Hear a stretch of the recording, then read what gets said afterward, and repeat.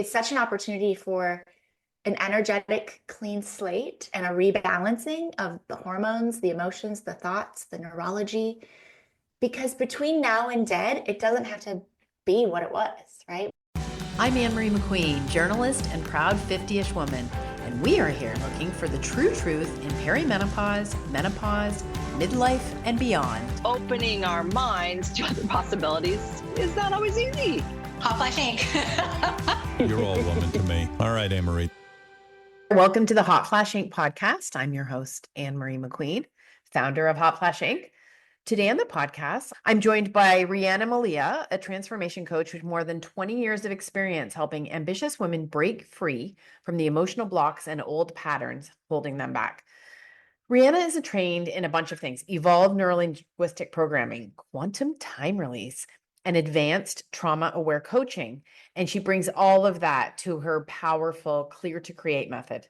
Her approach blends neuroscience and deep compassion to help women feel confident, clear, and fully in charge of their lives. We're going to talk about a lot of things, but number one, we're going to focus on how to quit people pleasing and start speaking up, because this has been such a problem for so many women, particularly like Gen X and millennial. We were taught to be good girls. And then I'm going to get into quantum time release because I'm really interested in that. I hope you enjoy it. Gonna dive in. Okay. Riana, am I saying? Yes. I am so interested in what we're going to talk about today. So we're going to focus on the nice girl thing, and then we're going to do a little bit of quantum stuff at the end. And maybe I'll come back and talk to you about that later. But so many of us were raised to be the nice girl. Can you just talk about that a little bit? Yeah, it's actually so timely to share with you something that happened like last week. First of all, 90% of who we are today is what we picked up between 0 and 7. So a lot of that, some of it we can remember and pinpoint, right? You can remember a moment, maybe something happened when you were 6, and I can tell you what happened, and you did something that was embarrassing and you just said that meant something, right? But a lot of it is subconscious. And so there's so many variables and so many elements here, but I think it's important just to start for a minute, just talking about the difference between the conscious and the unconscious and how that plays into this. So if we think about our body, everything from the neck up is our conscious mind. So it is our critical faculties. It's everything we know. It's what makes us successful. And it's our goal setter. And we use it all day. And it's 10%, which means everything from the neck down, the other 90%, is our unconscious mind. So if our conscious is our goal setter, our unconscious is the goal getter, right? It's the operating system. But here's the secret, the most important part. It's the literal library of everything you've ever experienced in your entire life. Everything that's ever been said to you, done to you, all the experiences are stored in our body at a cellular level. So we think of memory as being in the brain, and of course it lives in the circuitry, but it really does live at a cellular level, which we know to be true after all of these years. We see it in generations of people. Stuff gets passed down in DNAs and cycles and patterns that repeat. We see it in animals. We see it with people that get an organ transplant, right? They couldn't stand pickles their entire life, and all of a sudden now they crave pickles every day, and they just find that person whose heart they got, that was their favorite food. So memory, being cellular, stays with us, and it becomes kind of the blueprint of who we are. And all of those elements and those things that happen between 0 and 7 that really get anchored in, they all have beliefs and values and thoughts and behaviors that are attached to them, which then kind of lays out how we show up in relationship, how we show up in our communication, the things that we say to ourselves, about ourselves, all of those pieces. And so sometimes it's not necessarily something that you have conscious memory of, but it's so important to be able to release that so that you can actually have the rich, fulfilling relationships, connections, partnerships in our lives. So we have all this stuff in our bodies and it's driving us and we don't always understand why. How do you release it? Yeah. So the beautiful thing, so I created a method called the Clear to Create method. And the reason that I did, as most of us, and when we find our life's work, there's always a story, right? And I grew up with my single mom. My dad wasn't really around very much. kind of went off to college. She said, hey, I'm going to help. And then I got there and they called 2 months in, they called the dorm and said, yeah, your bill was never paid. So, what are you going to do? So I went and got 3 jobs and rented a 5-bedroom house and filled the other rooms and tapped into that resourcefulness of when we're faced with something that we were not really sure how we're going to handle it. And so there's story there around not being worthy and not being enough and not being important enough. As a child, I moved to a new area and remember so vividly the moment. I think it was like 6th grade. Isn't that crazy? I'm 49. I can remember that feeling of being the only one left out, not invited to the popular girls' house after school. And then having that sense of just being so lonely and sad and kind of disconnected and like, how, am I too much? Am I not enough? All of those things that we process. So you take all of that and you throw it together, and then we become adults and we look at these patterns in life. And the truth is that even though my motto, if you will, my tagline has always been your very best life, you can't go from being tethered by past pain and betrayal and trauma and loss and all the things that we experience as humans to just living your very best life, especially if there's been a betrayal or a transition or a divorce or a failed business or a friendship that blew up that, just broke your heart. You actually have to clear before you can create. And so that's where it all begins, right? So we have to clear the story to create the life. So many people say, I don't want to continue this. I don't want to keep finding myself in these same positions. Well, if you want a different story, you have to stop telling the old one. Okay. And we have to clear the cycles to create the confidence. When we've been people pleasing and we've been trying to fit in and smush in and make it work for everybody else, we lose trust in ourselves, right? I don't know. Is this a red flag? Is this a yellow flag? Is this person like, how do I know? I thought I knew, and look what happened. And we have to clear the patterns to create the partnerships. So we want these fulfilling, incredible relationships romantically, in our friends and our family dynamics, in our professional life. But when we bring all these old patterns and these old behaviors and neurology and strategy and ways of being, we can't have those genuine, authentic partnerships. And how do we clear it? There's a lot of amazing ways. One of my favorites is called quantum time release, which is a beautiful, painless, peaceful way to actually release the decades, however many years you are on this planet, of that built up negative charge, of those negative emotions of anger, sadness, fear, guilt, shame, and all those limiting beliefs and limiting decisions that come from being left out as the little girl, having a parent that was absent, not feeling safe, not feeling, secure in what's going on. And we get to do that in a way without going back into any of the trauma that caused the pain in the first place. So we're not reinstalling that neurology and that story. And so we have an opportunity to actually let go, actually make it different without it taking years, just staying in that place of continuing to tell the same story over and over and over again. Yeah, because a lot of times you think therapy and you have to go back over the event, but what you're saying, and it's true, there's so many things we probably don't even remember. I know sometimes when I get upset, I'm like, I know there's something deeper here, but I can't really connect it. Obviously, when they say it's like hysterical, it's historical.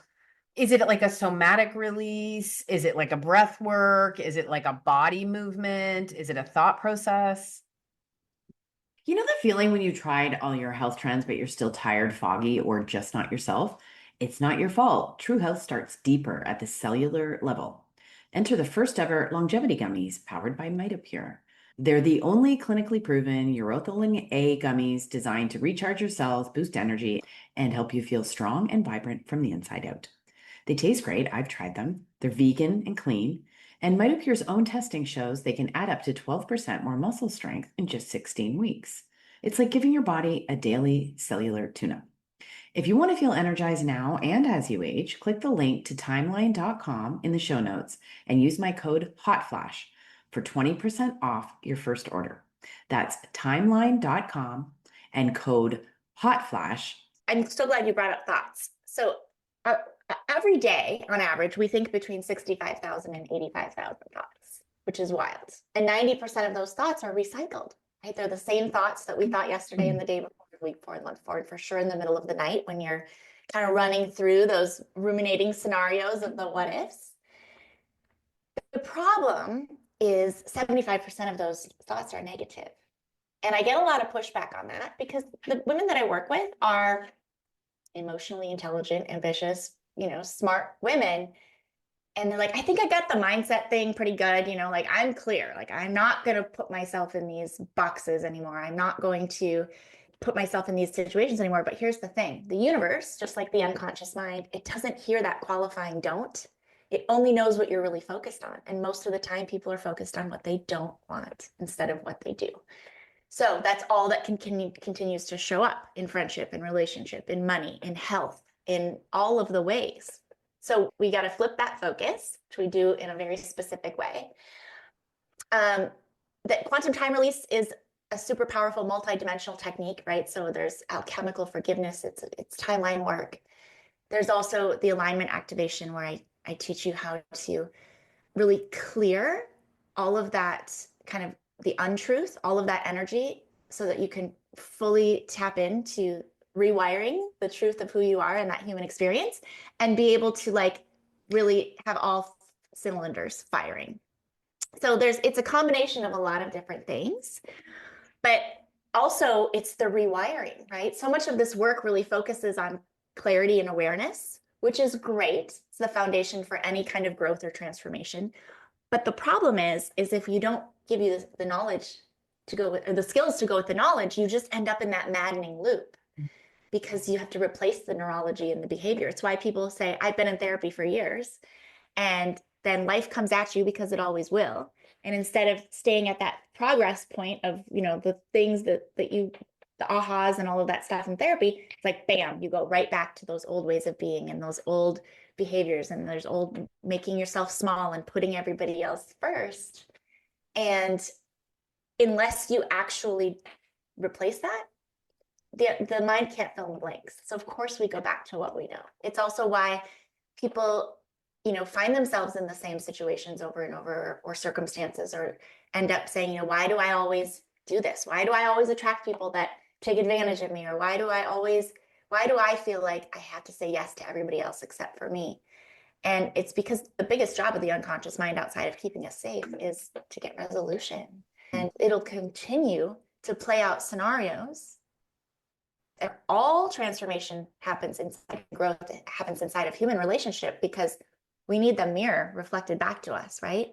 So when we see these patterns and we see these relationships that continue to end up in the same way, it's the unconscious mind trying so hard to get a critical core need met that has not been met. So if you grew up in a chaotic household as a child, that will continue to play out, and you will seek those environments and those relationships because you know how to survive them.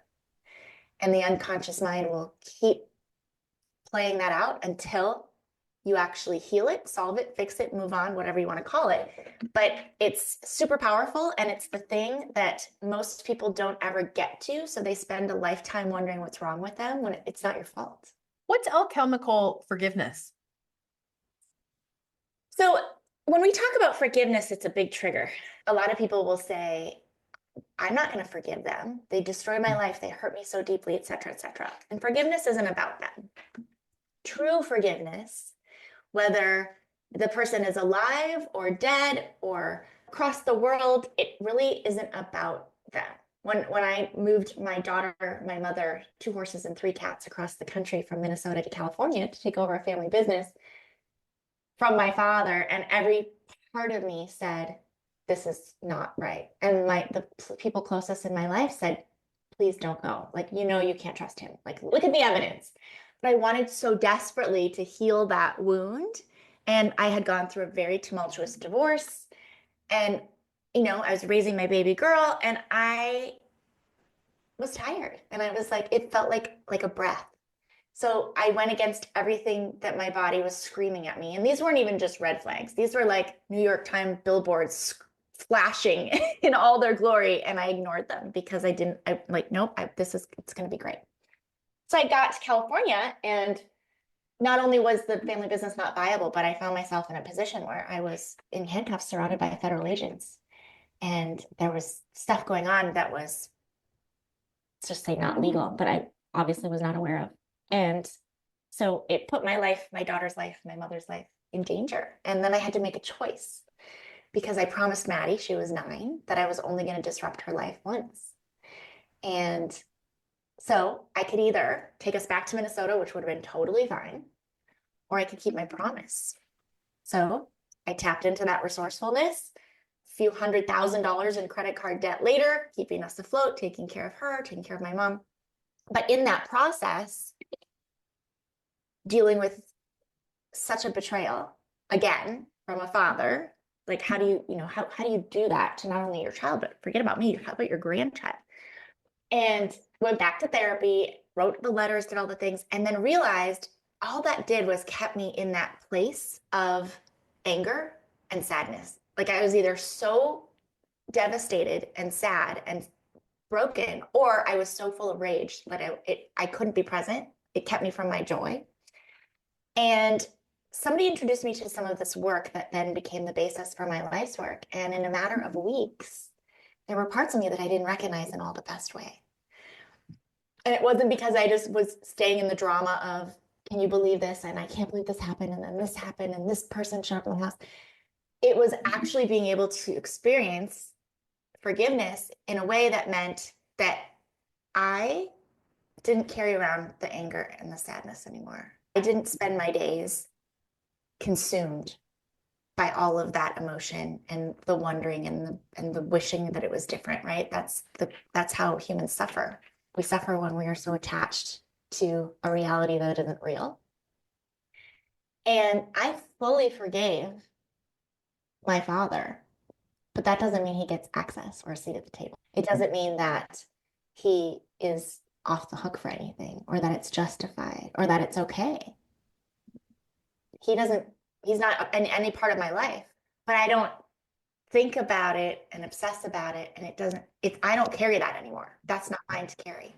And when you can experience that kind of forgiveness and we do some of that work inside of quantum time release, where we get to let it go. You got to forgive self. There's always 3 people. You got to forgive the people that hurt you, the people that didn't show up and stop it if they could, or after the fact, and yourself. And I always find that last one is the hardest, right? The forgiveness of self seems to be the most emotional for a lot of people.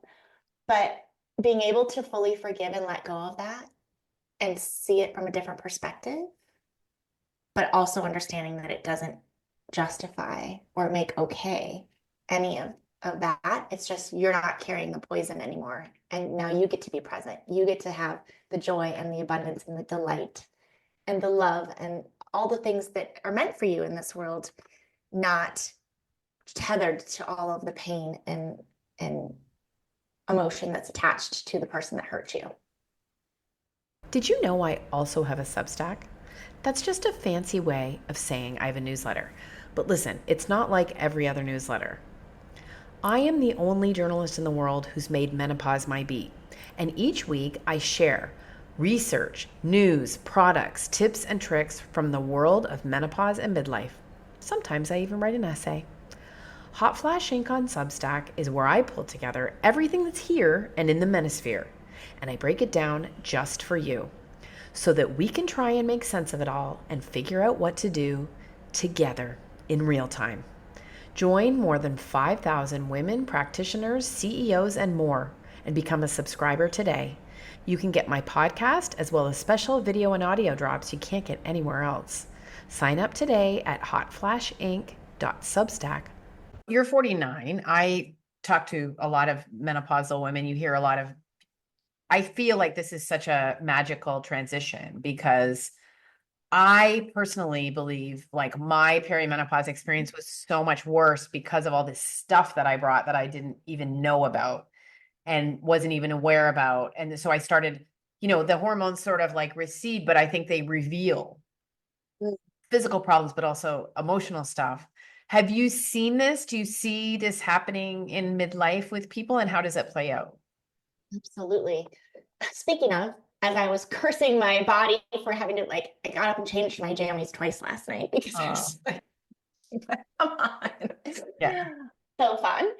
But it's interesting. I have a lot of in it, and a lot of it's come from incredible opportunities and conversations just like this, just like with you, where there's people in the world that specialize with working with perimenopausal and menopausal women.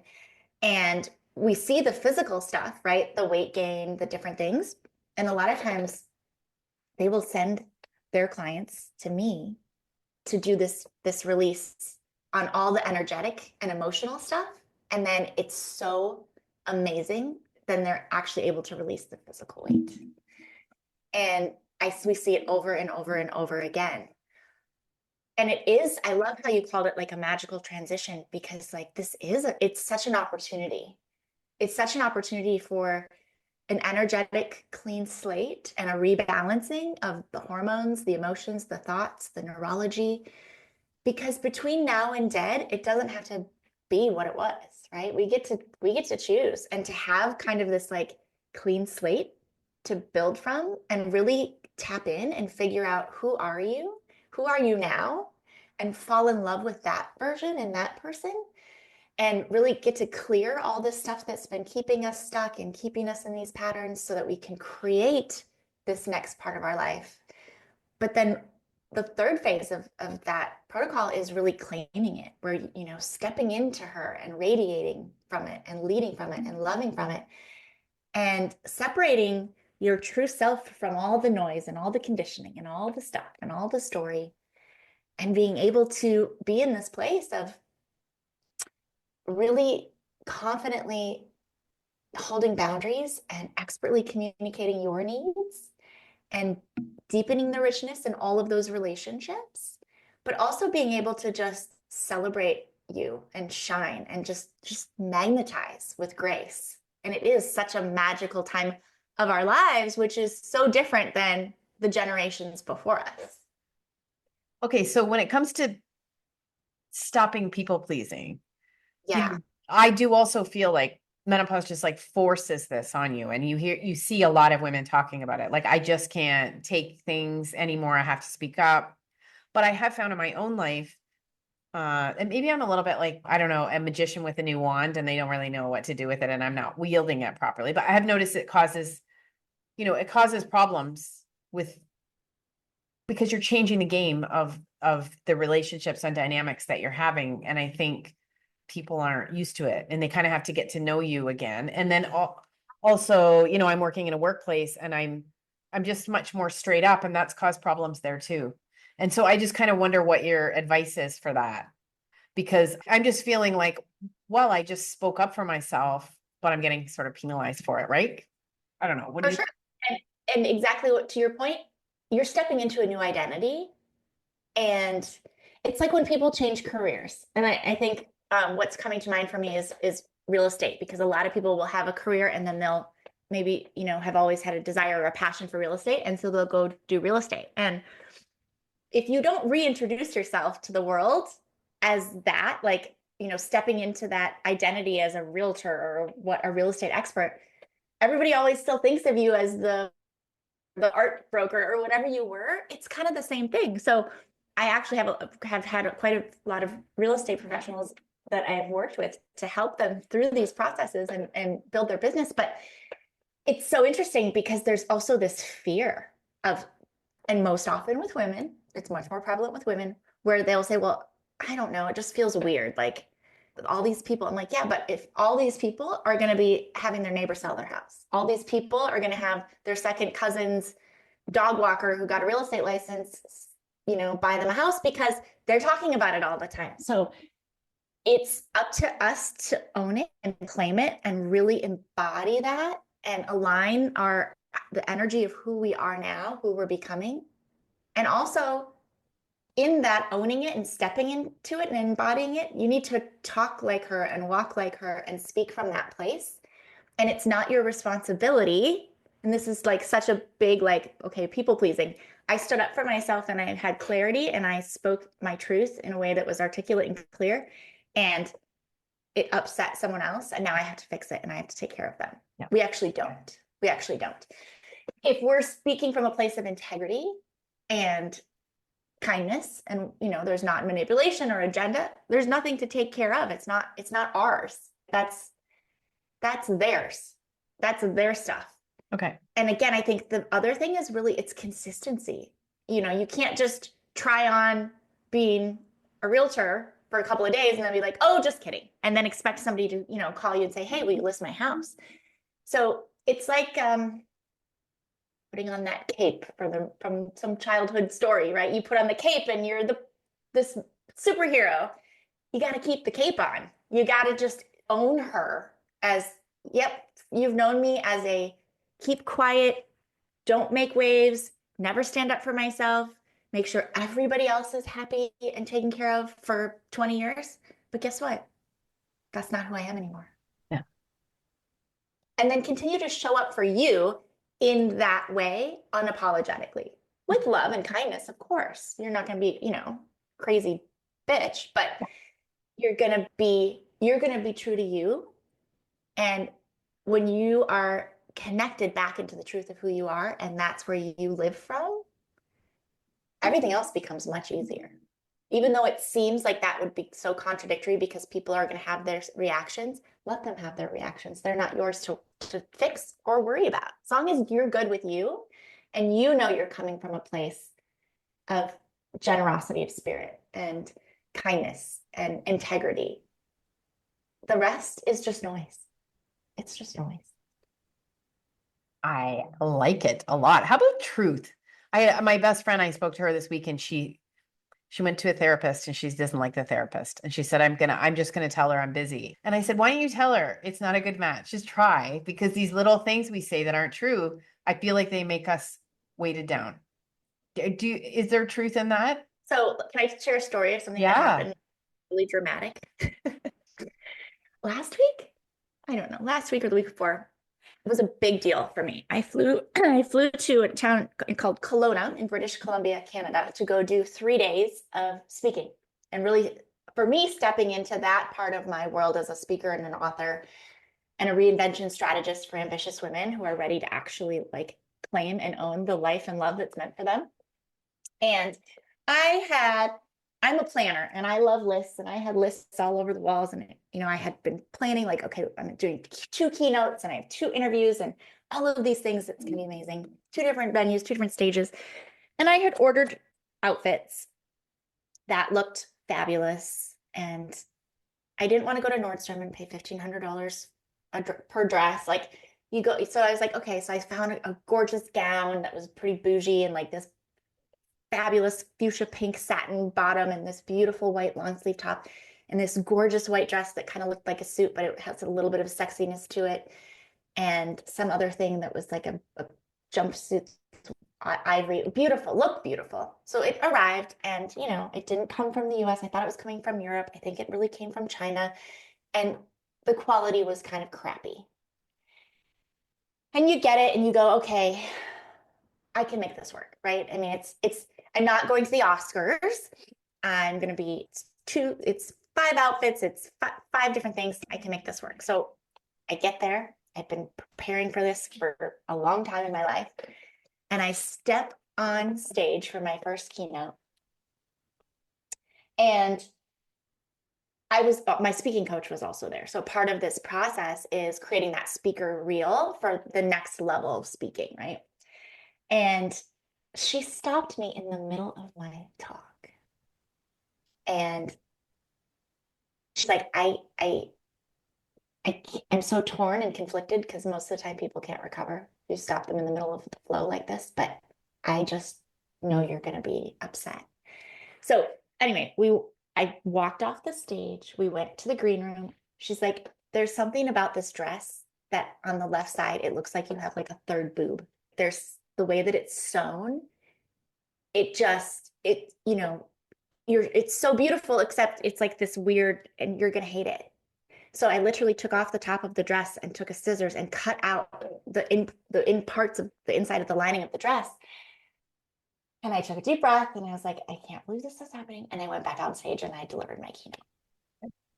Now, I went back to the hotel, had a glass of wine, had story time, talked about it. Sometimes you just got to roll with it. And I'm grateful for her that she listened to her intuition and stopped me. Now, the next day, we were on the big stage, and that gown I was talking about that I was so excited for, I put it on, and it kind of had that same feeling.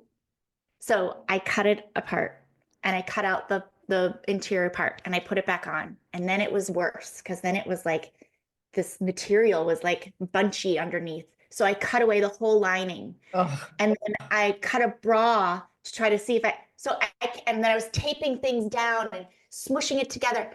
And I put it back on, and I just had tears, and I took it off and I threw it in the garbage. And rather than going into my interview, I walked back to my hotel. I grabbed this gorgeous, elegant, beautiful, strapless linen suit that was still me. It's timeless. It's, it's not like a stuffy corporate feeling, but it was something that I didn't even plan on bringing. I bought it the last second right before I got on the plane, actually.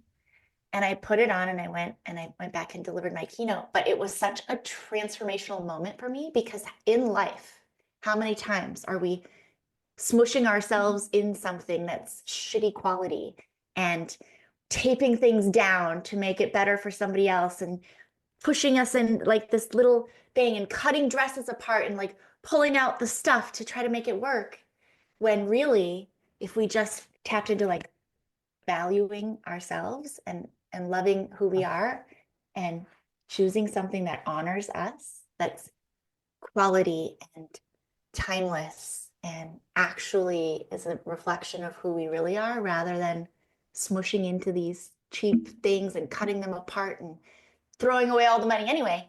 It was such a metaphor for me of like, I'm not doing that. I'm stepping into like, no more of that.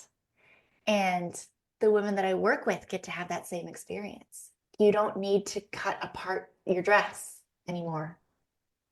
It's time for you to step into that elegant, timeless, beautiful thing that makes you feel good, and own it. that's awesome. Okay, well, I can say the thing that you blew me away with was I've never thought about this.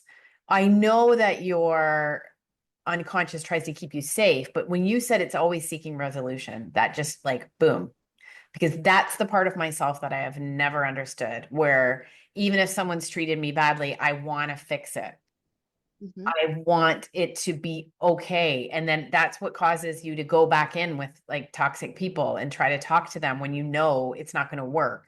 So thank you. I don't know how that missed me. But here's the thing, right? So we do all the things we're told to do, to learn, to grow, to expand, to try to figure out these things about ourselves. So we talk about it in therapy. We talk about it with our girlfriends. We journal. We read the books. We do the courses. We do all these things. But when we keep going at it in that same way and trying to like that conscious mind part of us, that's the logical, I'm going to fix it. I'm going to read something else. I'm going to tell them this. I'm going to do this. It's like gardening when you just pluck the top off the weed. It just grows right back, and you just keep going at it the same way. So instead, right, we have to tap into that other part. That's where the magic happens, in the unconscious mind, where we get to actually clear all this stuff and get rid of it. Because otherwise, you just end up having that temporary resolution and temporary peace where you feel like you're making progress. And then you're like, bam, back into all the old behaviors and the toxicity.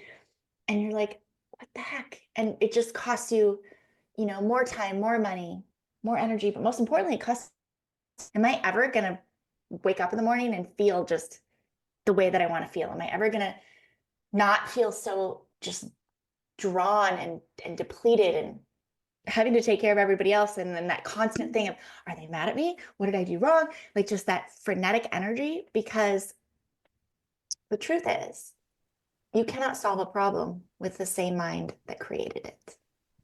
So you've got to tap into that other part and actually solve the problem. Okay, so how do you work with you? Tell us where to find you. So I'm on all the socials, right? At Riana Malia. My website is rianamalia.com, currently being fully redone because we were fully hacked. And No. sit down. Yes, it was just horrific. I'm so sorry. It was awful. But the domain is there. It just says, hey, we're realigning. But also, I would love to offer every single person listening. I've spent the last few months creating the Ellie, which is called the Extraordinary Love Index. And this is an assessment that every person in the world should take. And it's not just if you find yourself, because it answers the question, what's standing between you and extraordinary love? But this isn't just romantic love. This is self-love. This is in all of your relationships. And this is not a what Disney princess quiz are you? Like, this is a 40-question assessment. And I send you a 28-page personalized report with insights into all 9 areas of your attachment score and your trauma score and how you communicate and how you process. And it's going to give you so much insight and so many like, whoa, connecting the dots moments and like what you might be experiencing, how you can shift that right now in real time. So I'd love to offer everyone that, and we can put the link up, but it's simply, quiz.rianamalia.com.